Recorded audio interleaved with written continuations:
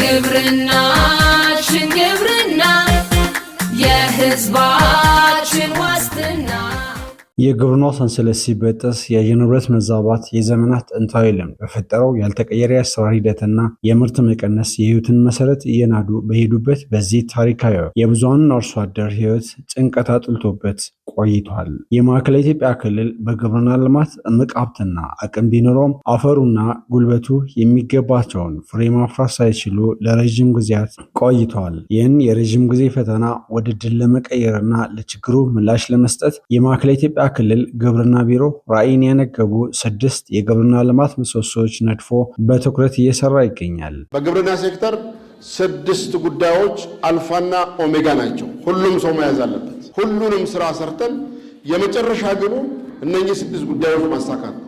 የመጀመሪያው ምሰሶ የምግብና ስነ ምግብ ዋስትናን በቤተሰብ ደረጃ ማረጋገጥ ነው።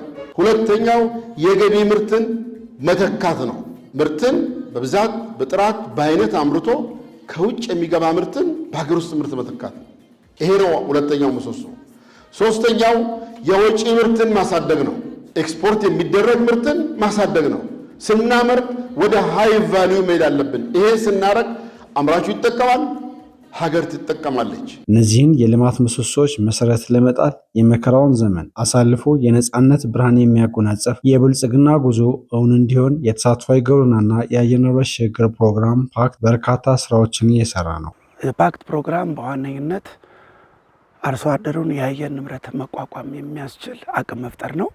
እንግዲህ ከዚህ አንጻር በዋነኝነት ትኩረት የምናደርገው ከዚህ ከተፈጥሮ ሀብት እንክብካቤ ጋር ያተኮረ ነው። ከዚህ አንጻር አሁን መስኖ ትልቁ ድርሻ የሚይዝ ነው እና በክልላችን 6 ወረዳዎች ያቀፈ ፕሮግራም ነው። በ4 ወረዳዎች ይሄ መለስተኛ ጥልቅ ጉድጓድ ውሃዎች በሶላር ፓምፕ የታገዘ ግንባታ ለማድረግ ነው አሁን እየሰራ ነው። ክቡራትና ክቡራን እየተከታተላችሁ የምትገኙት የማዕከላዊ ኢትዮጵያ ክልል ግብርና ኮሚኒኬሽንን እየተከታተላችሁ ትገኛላችሁ። በክልሉ ግብርና ቢሮ የተሳትፏዊ ግብርናና የአየር ንብረት ሽግግር ፕሮግራም ላይ የተሰሩ ስራዎችን እየቃኘን እንገኛለን። አብራችሁን ትቆያላችሁ። ተከተሉን። ግብርናችን ግብርና የህዝባችን ዋስትና ግብርናችን ግብርና የኢኮኖሚያችን ዋስትና። የቢሮው መሪዎች እንደሚሉት የግብርና ልማት የዕለት ተዕለት ተግባር ብቻ አይደለም፣ የክልሉን የወደፊት ዕጣ ፈንታ የሚወስን መርሃ ግብር፣ የቀጣዩ ትውልድ ተስፋ ነው። የአርሶ አደሮቻችን ሰርቶ የመበልጸግ ተስፋ ጊዜን፣ ጉልበትን፣ መሬትን፣ እርጥበትን ወደ ላቀ ውጤት የመቀየር የተስፋ ብርሃን ማሳየት ጀምሯል። አርሶ አደሩን የአየር ንብረት ለውጥን ተቋቁሞ የራሱን ዕጣ ፈንታ የሚወስንበትን ወርቃማ መንገድም ለመፍጠር ብርቱ ጥረቶች እየተደረጉ ነው። የግብርና ምሰሶዎችን ማሳካት የመጀመሪያው ቁልፍ መለኪያ ከዝናብ ጥገኝነት ተላቆ የውሃን ኃይል መግራት ነው።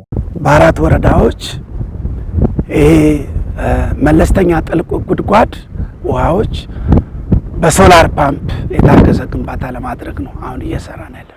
ማረቆ ልዩ ወረዳ ላንፍሮና ወይራ ድጆ ወረዳ ላይ በዚህ በከርሰ ምድር ውሃ መሰረት ያደረገ በሶላር ፓምፕ የታገዘ ስራ እንሰራለን።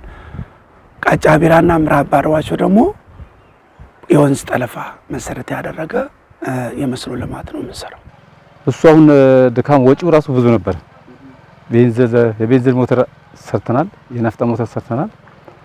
የዛኔ የናፍጣና የቤንዚን ብናወጣው ወጪ ብዙ ነው። እዛ ነዳጅ ሄደ ሰልፉም ነዳጅ ተተብለ እንደገና የምትንገላታው እንግልት ጋር ተያይዞ የገጸ ምድር ውሃ የለንም። እንደሚታየው የከርሰ ምድር ውሃ ነው የምንጠቀመው።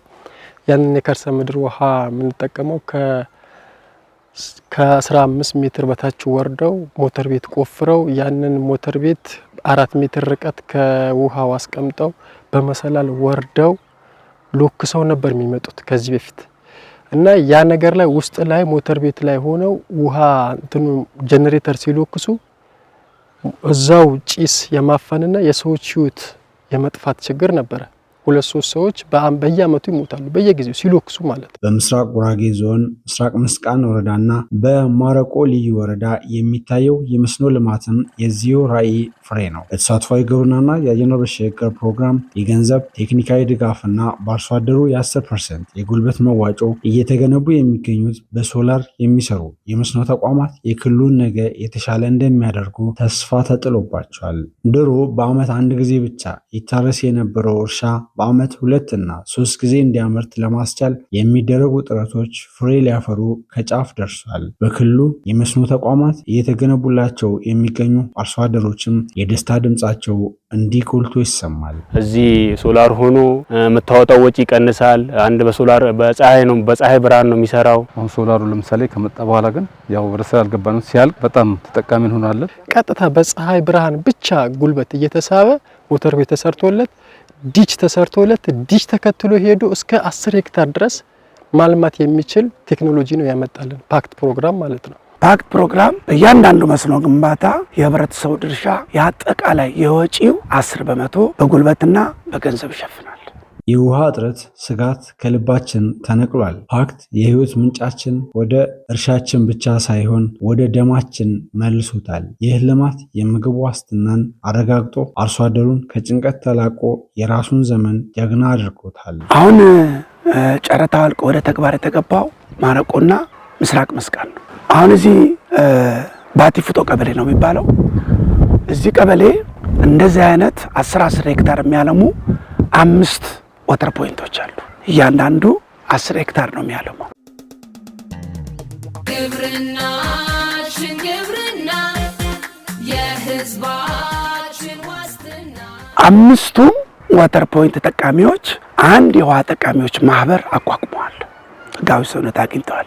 ለነሱ የሚሆን ደረጃውን የጠበቀ ጽህፈት ቤት ግንባታ ይካሄዳል። አቅም የሌላቸውም በተለይ እማወራዎች፣ አካል ጉዳተኞች፣ ወጣቶች መሬት ያላቸው በመሬታቸው ኢቭን መሬት ተከራይተው ጭምር በስፋት የሚሰሩበት ትልቅ እድል የሚፈጥር ነው ይሄ ፕሮግራም። ግብርናችን ግብርና የህዝባችን ዋስትና። ግብርናችን ግብርና የኢኮኖሚያችን ዋስትና። ጋልስ የህይወት ሸሪክነትና የቤተሰብ ጉልበት። ትክክለኛው ልማት የሚጀምረው በቤተሰብ መዋቅር ውስጥ ባለው መግባባት። ለዚህም ነው ፓክት በስልጤ ዞን ላንፍሮ ወረዳ ሻንቃ ጡፋ ቀበሌ፣ በምስራቅ ጉራጌ ዞን ምስራቅ መስቃን ወረዳና በከምባታ ዞን ቃጫ ቢራ ወረዳ ቡጌ መሰና ቀበሌ የጋልስ ወይም ጀንደር አክሽን ለርኒንግ ሲስተም ዘዴን የህይወት ሸሪክነት መርህ አድርጎ ያስፋፋው። ጋልስ የባህልን ገደብ በመስበር የባልና ሚስት ትከሻን በማስተካከል የቤተሰብን ራዕይ በአንድነት እንዲያይ ያደርጋል። የስራ ክፍፍልና የፋይናንስ ውጤቶች በእኩልነት ሲወሰኑ የሴቶች ጉልበት በልማት ውስጥ ሙሉ በሙሉ ይንቀሳቀሳል። ከላይ የተገለጹት መዋቅሮች ውስጥ የዚህን የአስተሳሰብ ቀረጻ ፍሬ ያዩ ባልና ሚስቶች ስሜታቸውን እንዲህ ገልጿል። ስልጠናው በጣም ደስ የሚል መጀመሪያ ከሰለጠናቸው ስልጠናዎች ሁሉ የተለየ ለደስተኛ ቤተሰብ እንዴት እንደሚሆን ከየት ተነስቶ ደስተኛ እንደሆነ አንድ ግንድ ዛፍ ስዕል ሲለን በአንዱ በኩል የቤት እመቤት አለች፣ በአንዱ በኩል ባል አለ፣ ልጆችም አሉ፣ ስሪም አለ፣ ቅርንጫፍም አለው። እንዲህ ሆኖ እናትም ትሰራለች፣ የእሷን አባትም ይሰራል። እየተጋገዙ ያንቺ ድርሻ ያንተ ድርሻ የሚባል ነገር ቀርቶ በአንድ ላይ ልጆች ይማራሉ። በጣም ደስ የሚል ስልጠና ነው። ስልጠናው ከዛ በፊት እንደውም መጀመሪያ እንደ ሌሎቹ ባገኝ ኖሮ ስልጠናው ይበልጥ ትልቅ ለውጥ እናገኝ ነበር እና በአካባቢያችን የማይግባቡ ባልና ሚስቶች ሁሉ እያሰባሰብን ከዛ በኋላ ብዙ ምክር እየሰጠን ያለ ነው እና ቤት ውስጥ መተጋገዝን በተመለከተ ቤት ውስጥ ባለው ንብረት ደግሞ ባልና ሚስት አብረው የሚያዙበት መሆኑ ሁሉ ጭብጡን ወስደን ተግባራዊ እያደረግን ያለ ነው። አለሸሽዙናን ያባቱና ይናለ ንብረተን ያባቱና ነካስናን በስልጠናው በጣም በርካታ ምክሮችን ተመክረናል። እጅግ በጣም ደስ ብሎኛል። በጣም በብዙ ነገሮች ስህተቶች እንደነበሩብን ተገንዝበናል። እነዚህን ነገሮች ደግሞ ባለማድረግ ሰዎች ሀብታም መሆን እንደማይችሉ፣ ወደ ግጭት ማምራት ብዙ ችግሮችን እንደሚፈጥር በዚህ ስልጠና ላይ ተገንዝበናል። በአጠቃላይ ስልጠናው እጅግ ምርጥ ስልጠና ነበር። ግብርናችን ግብርና የህዝባችን ዋስትና።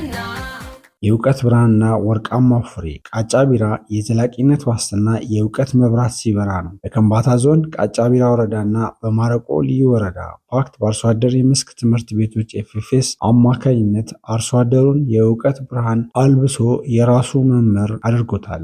ኤፍኤፍኤስ የባለሙያዎችን እውቀት ከላቦራቶሪ ወደ ገበሬው መሬት የሚያመጣ ድልድይ ነው። አርሶ አደር መስክ ትምህርት ቤት ላይ እኛ አረም ከሆነ እናርማለን፣ ምርቱ መሰብሰብ ወቅት ላይ ከሆነ እንሰበስባለን፣ ዘር ወቅት ላይ ከሆነ እንዘራለን፣ ውሃ የሚጠጣ ወቅትም ላይ ከሆነ እናጠጣለን። እዛ ጋር ያለውን ነገር ከሰራን በኋላ መስክ ትምህርት ቤቱ እንገባና እዛ ጋር ያለውን ነገር እንናገራለን። አንዱ ከአንዳችን ጋር እንማማራለን። ትምህርት ቤቱም እዚህ ነው፣ ስልጠና የምንቀበለው እዚህ ነው። ደግሞ ምርምሩም የምናካሄደው እዚህ ነው። በ800 ካሬ ላይ ነው። 800 ካሬው ወደ አራት ተካፈለን ለአራት ቡድን 200 ካሬ አራት ሴትና አራት ወንድ እያለን 8 ሰው ይሰራል። እንደዚህ እያለን በጤፍ ላይ ነው ምርምር ያደረገ ነው አለ። ይሄ አዲስ እርሻ ምርምር ስራ እንግዲህ ግብርናዎች ወደኛ ጎራ እያሉ እያስተማሩ እየጎበኙ ይህንን እንግዲህ ዘመናዊ ስራዎችና የዘመናዊ አሰራርን መስራት ጀምረናል። ውጤቱ ደግሞ ይሄው በፊታችን ይታያል። አርሶ አደሩ ራሱ ተመራማሪ በመሆን አዳዲስ ቴክኖሎጂዎችን በማስፋፋት ለራሱ አካባቢ የሚስማማውን ዘመናዊ ግብርና ጥበብ በተጨማሪም ፓክት ድጋፍ የሚያደርግበት የፍራፍሬ ልማት ኢኒሼቲቭ አርሶ አደሩ ከሰብል ጥገኝነት ወጥቶ ወደ ትርፋማ የገበያ መድረክ የሚሸጋገርበትን ወርቃማ ራዕይ ያቀርባል። ከተሰራ ምርጥ አካባቢ ነው፣ አልተሰራም እና ብዙ ነገር ማድረግ ይቻላል። ስለዚህ አንዳንድ ችግሮች አሉ። ጄኔሬተር 2 ጄኔሬተር ነው የተበላሽብኝ እስካሁን። አሁን በአሁን ሰዓት ደግሞ ትንሽ ዋጋው ከፍ ብሏል። ፓክት ድርጅቱ የሰጠን ሙዙ በአግባቡ ያው እንሰራዋለን ብለናል። ውሃ ያው እንትን ሶላር ይገባል ተብሎ ታቅደዋል። እሱም በቶሎ እንዲገባልን እንፈልጋለን።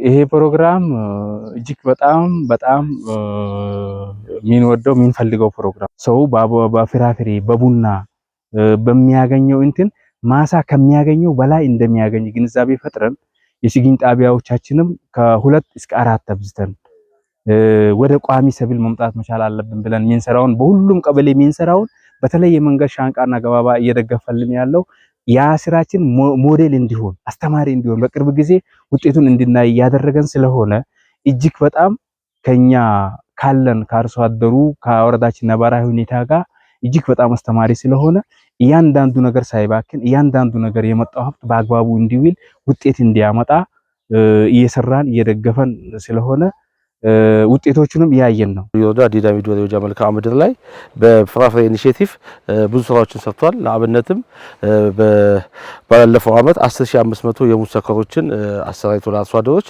በሁለት መንደር አደራጅተን የሙዝ ክላስተሮችና የሙዝ መንደሮችን ሰርተናል።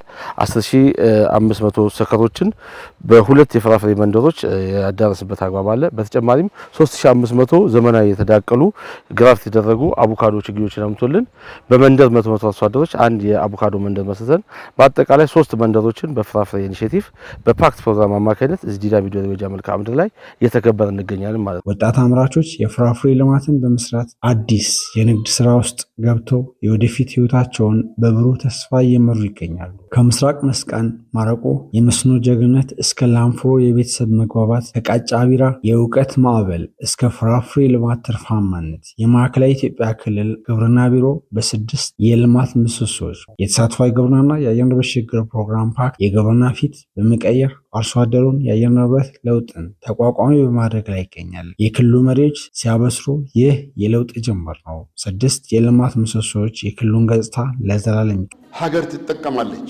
4ኛው ምሰሶ ለኢንዱስትሪ ማምረት ነው። የሚመረቱ ምርቶች ለኢንዱስትሪ በሚሆን መንገድ በጥራት በብዛት በአይነት ኢንዱስትሪዎቻችን በተለይ ግብርና ማኒፋክቸሪንግ ኢንዱስትሪዎች አመቱን ሙሉ ግብዓት ማግኘት ይችላሉ አይችሉ የሚል ጥያቄ የሚመልስ መሆኑ እርግጠኛ መሆን ያስፈልጋል። 5ኛው ምሰሶ እንግዲህ እነዚህ ተደምረው ሲወሰዱ የግብርና ሴክተሩ ለዜጎች የሥራ ዕድል ምንጭ መሆን አለበት። ለምን አይነት ዜጎች? ለሴቶች፣ ለወጣቶች፣ ለአረጋውያን፣ ለአካል ጉዳተኞች፣ ለተማሩ፣ ላልተማሩ። 6ኛው ምሰሶ እነዚህ 5 ነገሮችን አሳክተን የምግብ ሉዓላዊነት ያረጋገጠ ድህነትን ያሸነፈ ወደ ብልጽግና ማማ ከፍታ ከፍ ያለ ቤተሰብ፣ ማህበረሰብ፣ ክልል መፍጠር የሚሉ ምሰሶዎች ናቸው።